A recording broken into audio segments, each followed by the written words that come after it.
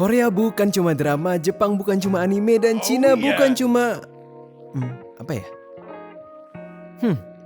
Made in China.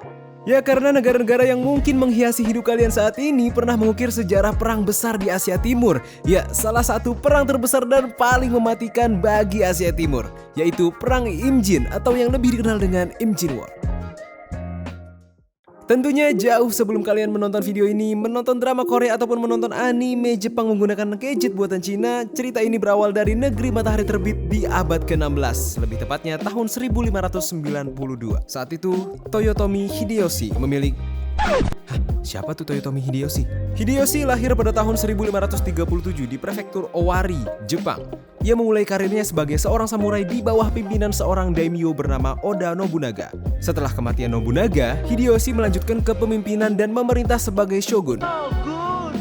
Shogun, bintangnya bebek empatan. Bukan shogun motor, tapi shogun yaitu jabatan pemimpin tinggi. Ia dikenal dengan kekuatan militer yang kuat dengan menggunakan berbagai strategi dan taktik yang inovatif. Dan karena hal tersebut, dia berhasil menyatukan Jepang setelah masa-masa perang saudara. Meski berhasil menyatukan Jepang, Hideyoshi nggak puas dan ingin kekuasaannya meluas ke luar Jepang. Ia bermimpi dan bercita-cita menaklukkan Korea dan kekaisaran Ming di Cina. Secara, Cina sampai saat itu adalah negara yang mendominasi kekuatan di Asia Timur.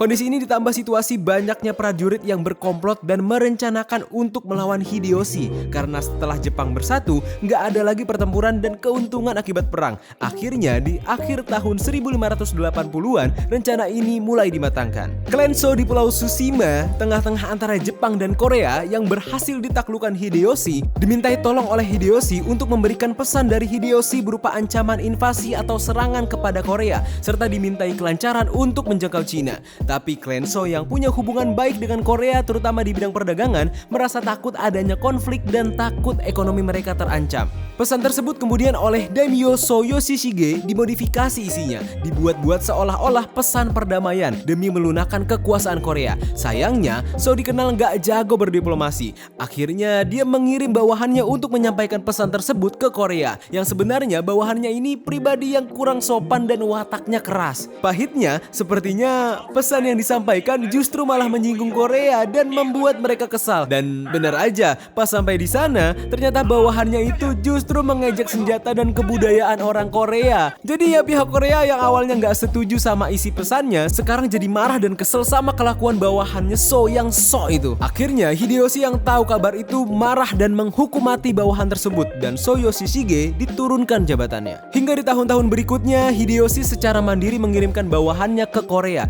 dan Korea pun mengirim stafnya ke Jepang untuk berdiplomasi dan mencari informasi bagaimana kekuatan militer Hideyoshi. Tapi sayangnya Korea gagal mendapatkan informasi secara utuh tentang militer Jepang. Akibatnya Korea nyantai dan ngeremehkan kekuatan militer Hideyoshi. Sekitar tahun 1590, Hideyoshi secara besar-besaran mempersiapkan militernya beserta markas militernya. Sementara di Korea, negara ini terbagi menjadi dua kubu, yaitu kubu pemerintahan barat yang terus meyakinkan kalau Jepang ini berbahaya dan sedang membangun kekuatan militernya, lalu kubu bagian timur yang nyantai dan terus-terusan gak percaya kalau Jepang lagi bangun kekuatan militernya. Dan dua kubu ini sibuk aja begini terus. Jepang di saat itu mempersiapkan kurang lebih sekitar 335.000 tentara secara total, dan sekitar 158.000 tentara akan ditugaskan untuk menyeberang ke Korea. Tentara-tentara ini dipersiapkan di berbagai penjuru wilayah Jepang. Mungkin kalau kalian pikir tentara Jepang seperti samurai-samurai di film-film, nggak gitu sih. Loh, terus gimana? Tentara-tentara Jepang ini nggak semenyeramkan itu. Mereka seperti tentara pada umumnya yang dilengkapi dengan kemampuan bersenjata. Senjata yang mereka pakai adalah tombak, panah, dan senjata arquebus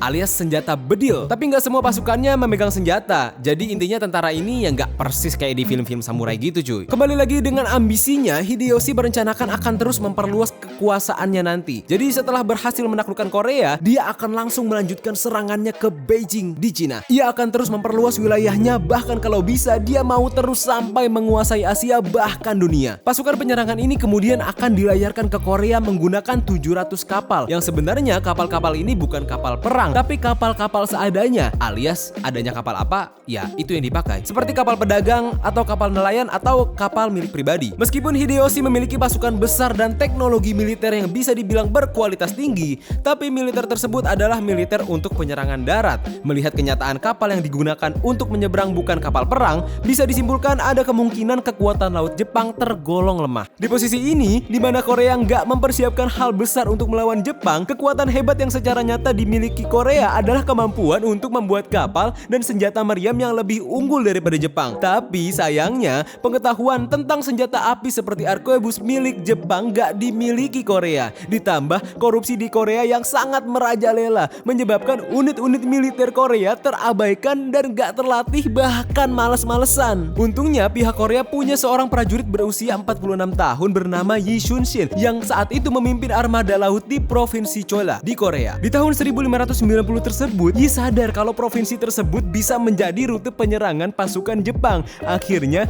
ia inisiatif untuk mempersiapkan diri dengan cara mempelajari komando angkatan laut dan membuat anak buahnya menjadi seorang tentara yang siap berperang, termasuk memperbaiki infrastruktur pertahanan di sana. Dan sampailah waktu di mana Jepang pada tanggal 22 Mei 1592 akhirnya menyatakan bahwa perang dimulai. Sekitar 18.700 tentara berlayar menggunakan 400 kapal menuju Busan, yaitu tentara dari pasukan So Yoshishige dan Konishi Yukinaga. Awalnya para komandan militer Korea di wilayah Busan menganggap kapal-kapal yang terlihat di lautan itu merupakan bagian dari misi perdagangan yang besar. Tapi ternyata perlahan mereka sadar bahwa invasi sudah dimulai. Sesampainya kloter pertama pasukan Jepang di Korea di tanggal 23 Mei, mereka nggak langsung menyerang Korea. Jadi sabar dulu. Terus mereka ngapain dulu? Mereka lebih dulu mengirim pesan kedua ke pihak Korea tentang bagaimana mereka harus menyikapi pasukan Jepang yang punya niat besar untuk menaklukkan Cina. Sambil menunggu, mereka beristirahat di kapal-kapal mereka di dekat pantai Korea. Di waktu ini, Korea yang dipimpin oleh Joseon sebenarnya memiliki hubungan yang baik dan kerjasama dengan Cina yang saat itu berada di bawah kekuasaan dinasti Ming.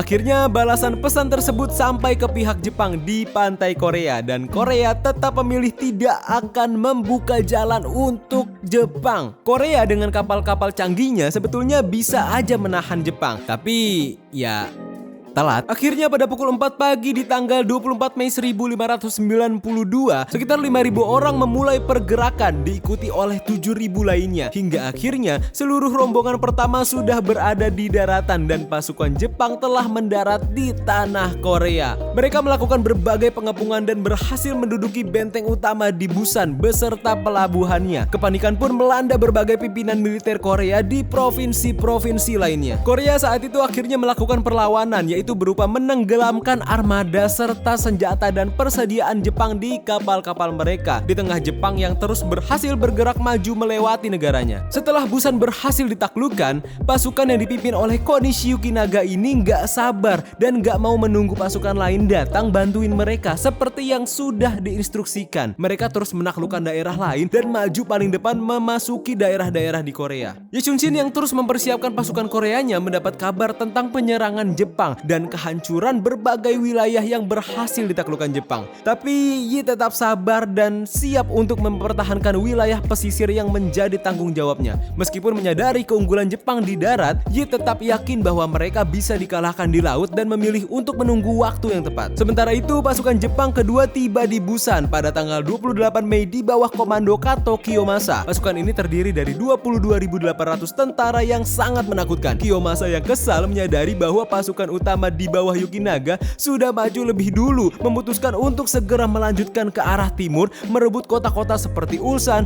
Gyeongju, Yongchon, Sinyeong, dan Kumo saat berjalan menuju ke Seoul. Kemudian dari arah selatan, pasukan Jepang ketiga di bawah komando Kuroda Nagamasa sampai di Angolpo pada tanggal 29 Mei. Pasukan ini terdiri dari 11.000 tentara yang akan mengambil rute barat laut setelah merebut benteng Kimhae yang terdekat. Tiga pasukan Jepang kini siap untuk mengepung ibu kota Korea di Seoul, tapi mereka tidak akan sampai ke kota tersebut tanpa perlawanan. Jenderal andalan Korea, Jenderal Shinrip, telah mengumpulkan pasukan perlawanan yang besar, yaitu sekitar 8.000 orang di Chungju yang jaraknya sekitar 100 km dari selatan ibu kota dan bertekad untuk bertarung. Pasukan kavaleri yang gak teratur, perwira yang telah mundur dari selatan, dan pasukan yang dikumpulkan dengan cepat dari utara mungkin punya kemampuan buat mempertahankan jalur Choryong sesuai dengan rencana asli Jenderal Shin. Tapi pasukan Korea yang mundur memberitahukan bahwa jalur Choryong sudah dikalahkan dan Shin memilih untuk bertempur di medan terbuka di Chungju. Pada siang hari di tanggal 6 Juni 1592, saat pasukan Jepang turun dari daratan tinggi Choryong,